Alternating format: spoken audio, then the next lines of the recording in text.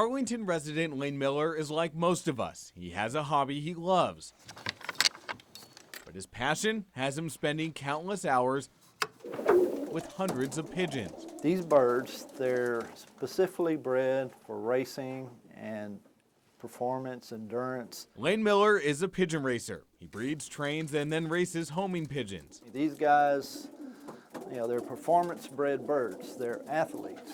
Go guys. In races, these birds are released hundreds of miles from their homes, but are able to somehow find their coops and do it fast.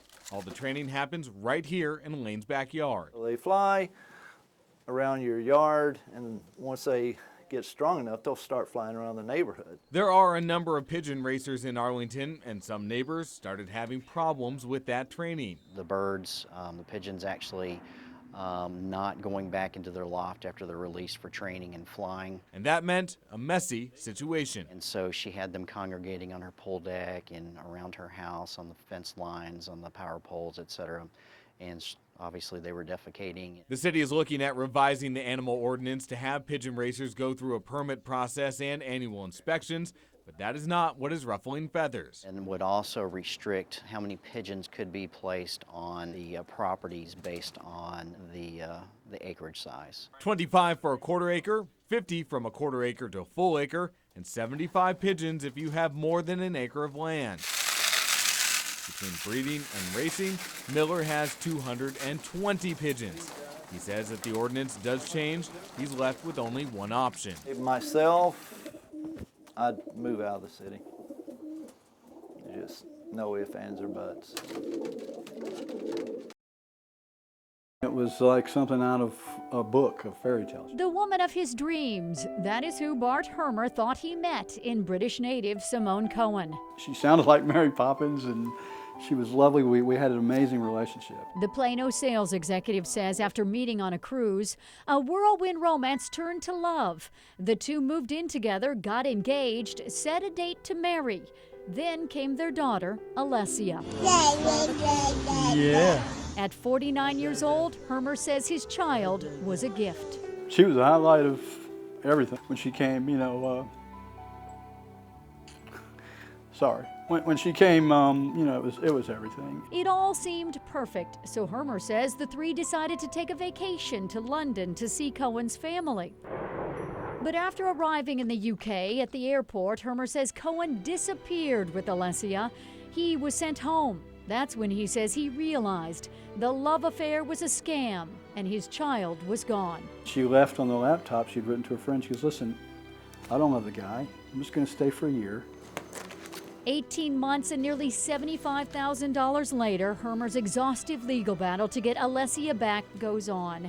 He's tried to use international civil statutes, but recently a British court ruled he had no parental rights to his daughter, who is a U.S. citizen, giving custody to the British fiancé. They took everything that we had and ignored it. It's not like it wasn't good enough. It was as if it didn't matter to them. Hermer's mother, Kathy, says more than 20 signed affidavits, some from prominent North Texas lawmakers, asking the court to return custody proceedings to the U.S. haven't worked. And we just need somebody that'll stand up and help us fight for that. To feel close to his daughter, Hermer sleeps in Alessia's room. He hasn't been allowed to see her for 6 months. This was their last photo together. It's worse than death, because it's like, you know she's alive, you know she's there, but you can't see her. You can't talk to her, you can't touch her. Still, this father says he won't give up. Not until the little girl he calls the light of his life is home. Never.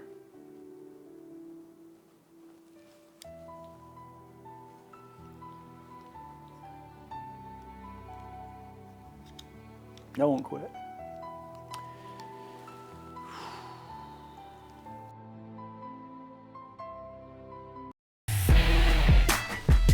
They're fast 2012 Fiat 500. and fun, We have the Bose surround sound, and some versions are downright fancy. and of course the custom Gucci interior, which one of a kind. I guess big things do come in small packages. These vehicles, I have a base price of mid-teens. They're safe. They get great gas mileage, and they look great. The Fiat 500 is the latest addition to the subcompact car industry. And increasingly, more Texans are getting behind the wheel. In Texas, they have a commute just like anyone else, so they're going to want to save money. I'm Dave Curioni and from Dallas, and I bought the first Fiat 500 Lounge.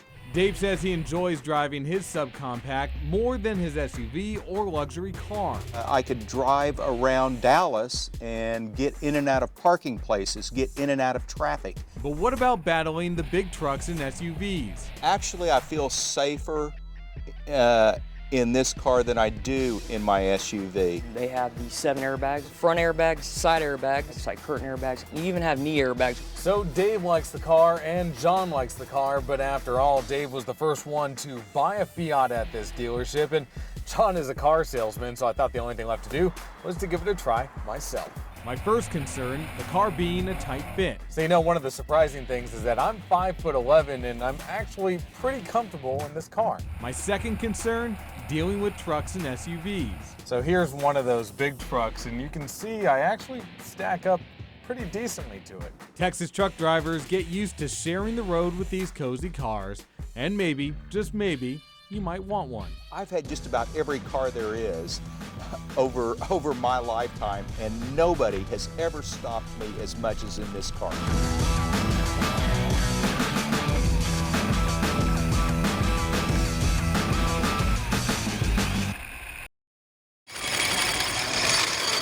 So the top 2 panels and the bottom 2, that's called the half section. And then we sew the bottom or the full sections together, and then you have the ball.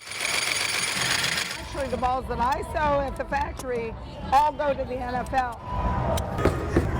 We do between 500 and 600 a day. We put the bladder in the football, which actually holds the air. We lace it up. Now lacing is to keep the laces straight and tight. Once you get used to it and get the technique down, it's pretty easy. We put it in the molding machine to actually give it the shape of the football. We want to make sure the quality is right, so the seams match up, the leather is perfect, the stamps are perfect, so that they have a consistent and the best game-performing football for the field.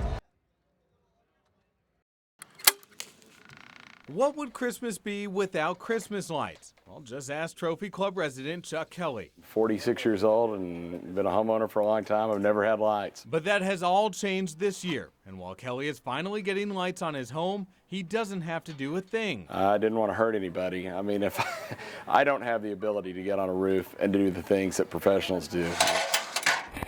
Those professionals are cutting-edge Christmas lighting. For about $2,500 for the average home, they'll buy the lights, put them up, and after Christmas, take them back down. We want them to give us a call and say, hey, we need lights up, we need the whole thing taken care of. And it's good to be in the booming bulb business. Business has been actually pretty spectacular.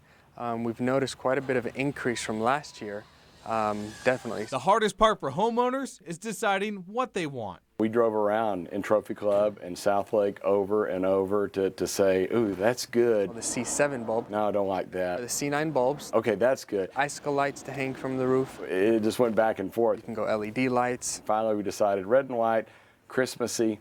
Okay, we're going to do that. Traditional and hopefully something special for the Kelly's nearly 2-year-old son.